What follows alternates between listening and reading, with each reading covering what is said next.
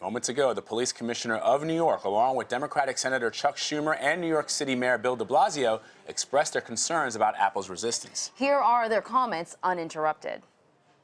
The issue of encryption, the concerns that law enforcement has of being locked out, even with court orders that would allow us, under our system of government, to get access to devices, is of great concern. Director Comey has spoken out on it, Cy Vance, our district attorney, myself, major city chiefs. So the case that's been so much in the news, the magistrate's decision ordering that Apple work with the FBI to get access to that particular phone from San Bernardino. The later models of those phones, if I understand it, the i7 or whatever the latest version, have been custom designed so that you cannot get access to them, or so they claim, Apple. Earlier versions, my understanding is that there is an ability to get into those devices. And so the issue on this instance is, my understanding is that the phone may be an earlier model that would allow access if Apple works with the federal government, with the FBI in particular. So it might work for this particular instance in terms of that particular device.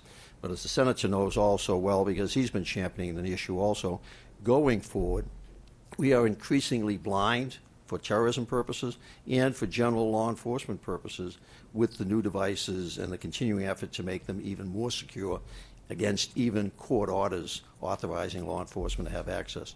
So I'm very pleased that this magistrate in this particular case has created an instance in which we can once again bring it to light to the American public about how critically disadvantaged law enforcement is in dealing with terrorism or dealing with traditional crime because of the continuing effort on the part of the technology companies to arguably respect the right to privacy.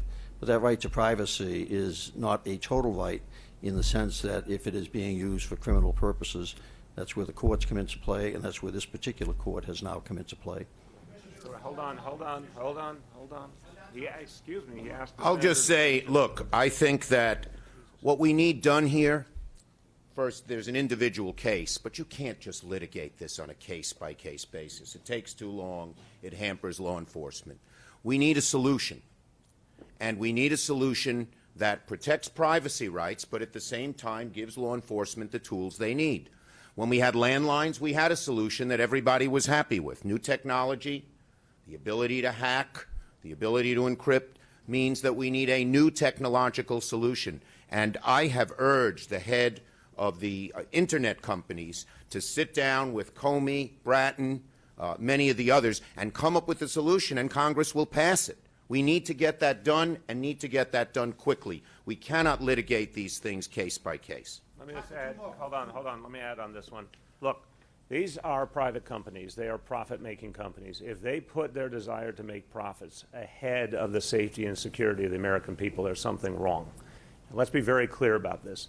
We all respect constitutional rights. We all understand the sensitivities around privacy.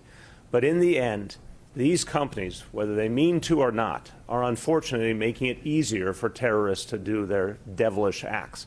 And it must be stopped. The bottom line is they have to put a larger public interest ahead of their profit motive, and they have to work with law enforcement to resolve this issue.